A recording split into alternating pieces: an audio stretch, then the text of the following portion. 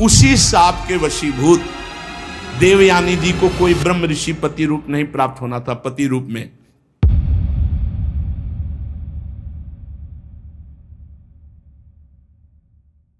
तो एक दिन जो दानवों के राजा वृषपर्वा हैं, उनकी पुत्री शर्मिष्ठा राजकुमारियों के साथ वन विहार के लिए, तो गुरु पुत्री देवयानी तो उनको भी साथ ले लिया।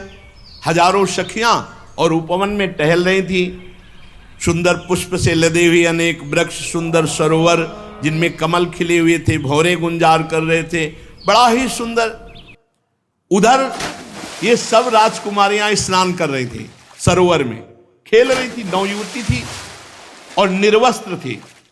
भगवान गौरी शंकर उस समय वहां से निकले, देवाधिदेव महादेव पार्वती जी, तो सब कन्याएं सकुचा गई और दौड़ पड़ी और अपने अपने वस्त्र, तो शीघ्रता के कारण देवयानी के हाथ में लगा शर्मिष्ठा का वस्त्र, राजकुमारी वृषपर्वा की पुत्री, और वो पहन लिया। देवयानी का जो वस्त्र शर्मिष्ठा, तो राजकुमारी ने कहा तुम्हारी हिम्मत कैसे हो गई, हमारे उपरोहित की कन्या होकर तुम हमारी राजकुमारी, ऐसा वस्त्र कैसे तुमने धारण कर लिया। देवयानी ने कहा कि तू ज्यादा बढ़कर मत बोल, तू हमारे वस्त्रों की अधिकारिणी नहीं।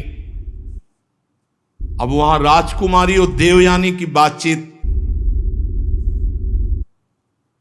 शुक्राचार्य को जानती है तू, तेरे बाप के वो गुरु हैं और तपोबल से पूरी सृष्टि का संचालन कर सकते हैं, परम पुरुष परमात्मा के समान है, वो निरंतर परमात्मा स्थिति में रहते हैं। बड़े बड़े लोकपाल जिनकी वंदना करते हैं, हम उन तपस्वी की पुत्री है। देवयानी ने कहा असुर मेरा शिष्य है, तू शिष्य की पुत्री है, हमारे कपड़ों को छोड़। जब देवयानी ने इस तरह, तो शर्मिष्ठा क्रोध से तिलमिला उठी और बहुत कड़ुआ बोलने लगी। शर्मिष्ठा की एक कड़ी बात सुनकर के देवयानी को बहुत क्रोध आया। शर्मिष्ठा ने अपनी राजकुमारियों का आदेश क्या, उठा इस गुरुपुत्री को फेंक दे कुएं में। फेंक दिया गया, वो तो राजकुमारी थी और सब चली गई।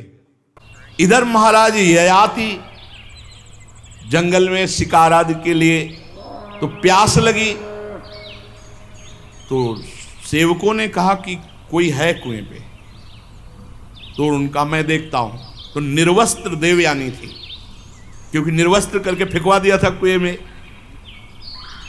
तुरंत ऊपर से वस्त्र डाला और फिर निकालने की, और अपना हाथ दे करके निकाला। देवयानी बहुत ही सकुचित मुद्रा में, ययाति ने कहा देवी केवल मैं आपके निकालने के भाव से आपको निकाला है। उनका वीर शिरोमणे, आज तक मेरा हाथ किसी ने नहीं पकड़ा, आप सुनकर कांप जाएंगे कि मैं कौन हूं। मैं भगवान शुक्राचार्य की पुत्री देवयानी हूं। ऐसा ही हुआ, ययाति के होश उड़ गए, साफ हो जाएगा। इतने बड़े ब्रह्म ऋषि की पुत्री का स्पर्श उनका मैंने केवल निकालने के उद्देश्य से, उनका डरो मत, ये मुझे पता है कि मुझे कोई ब्रह्म ऋषि स्वीकार नहीं करेगा, क्षत्रिय राजकुमारी स्वीकार करेगा, मुझे साफ है, इसलिए हम तुम्हें पति रूप में वरण करती हैं। वीरश्रेष्ठ, मैंने बृहस्पति के पुत्र कच्छ को शाप दे दिया था, उसी के शाप के कारण हमारा आपका संबंध होगा। ययाति को शास्त्र प्रतिकूल ये संबंध स्वीकार तो नहीं हुआ, पर उन्होंने जब देखा कि स्वयं देवयानी कह रही हो ऐसा साफ है, और देव सुंदरी देवयानी को देख करके तो मन वैसे भी स्वीकार कर लिया था। ययाति ने कहा यदि भगवान शुक्राचार्य राजी हो तो स्वीकार है। वीर ययाति देवयानी को वहीं छोड़कर चले गए कि जब भगवान शुक्राचार्य जी लेके आएंगे तो हम स्वीकार करेंगे। अब देवयानी रोती हुई शुक्राचार्य जी के पास पहुंची और शर्मिष्ठा ने जो राजकुमारियों से उठवा के कुएं में डाल दिया था वो सारी बात सुनाई। शर्मिष्ठा की बात सुनकर भगवान शुक्राचार्य जी ने कहा, अरे मुझे कोई साधारण पुरोहित समझ लिया, इस लड़की ने मुझे साधारण पुरोहित समझ लिया। अरे मैं अपनी इच्छा करूं तो नया देश रच सकता हूं। देवयानी को लिया और कहा, ऐसे राजा के यहां से निकल चलो। जब बृहस्पति को मालूम हुआ कि अगर शुक्राचार्य जी नाराज हो गए तो हमारा अस्तित्व ही नहीं रहा, तो चरणों में आके गिर गए। शुक्राचार्य जी ने बृहस्पति से कहा कि मैं अपनी पुत्री का अपमान नहीं सह सकता, जिसमें पुत्री राजी हो वही काम करो तो मैं रुक सकता हूं। बृहस्पति ने कहा, जैसी आज्ञा महाराज। देवयानी से पूछा, तुम क्या चाहती हो? तो उन्होंने कहा, मैं जिसे पति रूप में वर्ण करूं उसकी दासी बनकर तुम्हारी पुत्री आजीवन के लिए समर्पित हो जाए। शर्मिष्ठा को दासी बना करके रखने के लिए बृहस्पति ने कहा, पुत्री अगर तुम नहीं मानती तो पूरा राज्य संकट में हो जाएगा।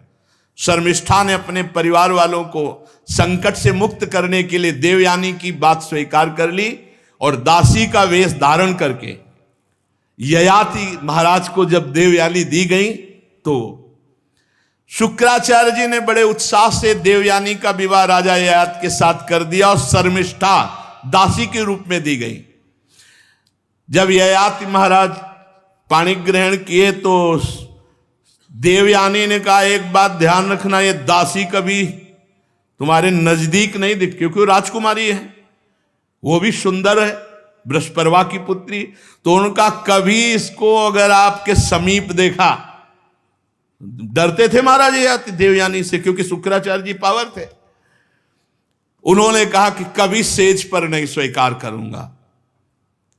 अब एक दिन देवयानी जब पुत्रवती हो गई थी तो शर्मिष्ठा ने महाराज ययाति जब उधर गए हुए थे तो एकांत देश में राजा को पकड़ा और कहा, महाराज आप मेरे पति हैं। तो कहा, नहीं तुम दासी हो। तो किसकी दासी हूं?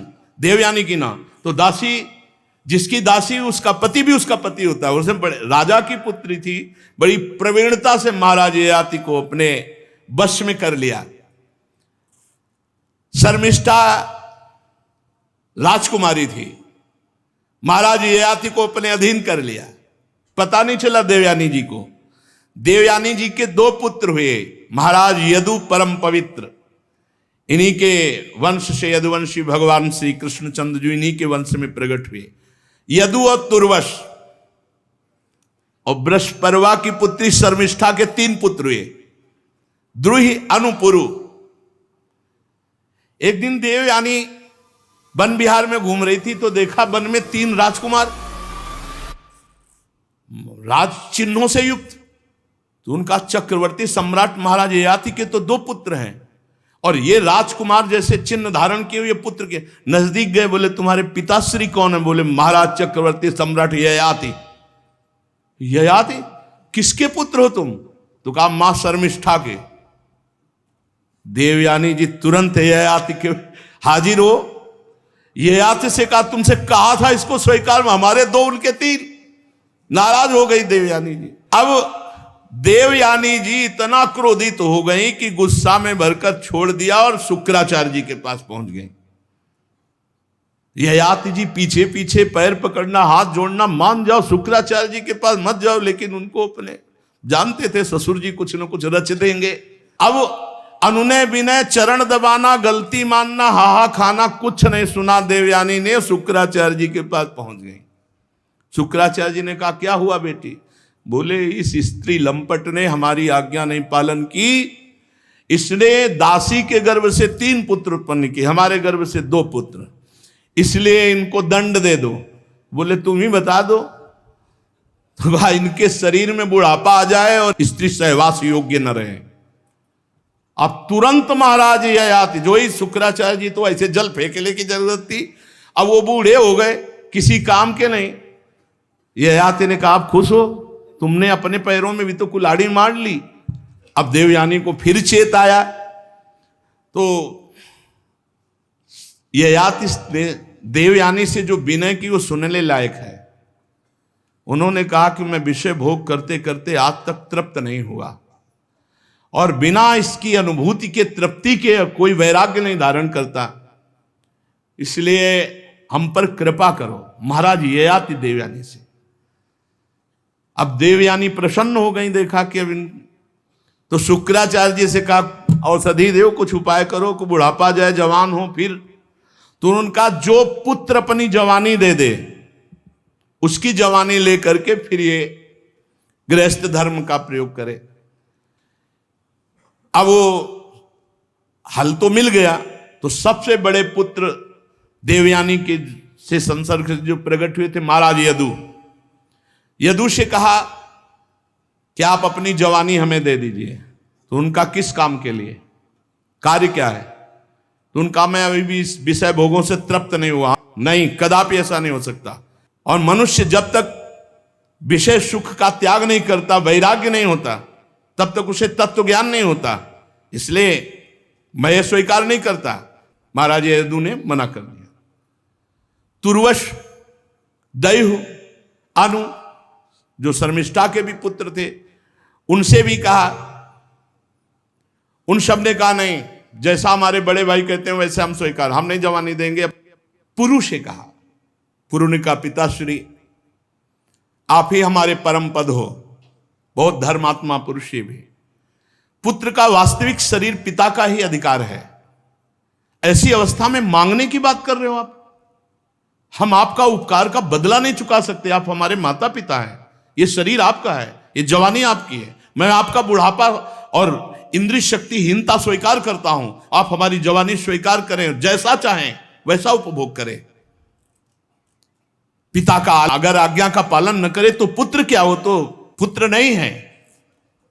पुरु ने बड़ा आदर करके पिता का बुढ़ापा स्वीकार किया और इंद्रिय शक्तिहीनता स्वीकार कर ली। महाराज ययाति बहुत अंदर से प्रसन्न हुए कि पुत्र हो तो महाराज पुरु जैसा। 1000 वर्ष अपने पुत्र के यौवन का उपभोग किया।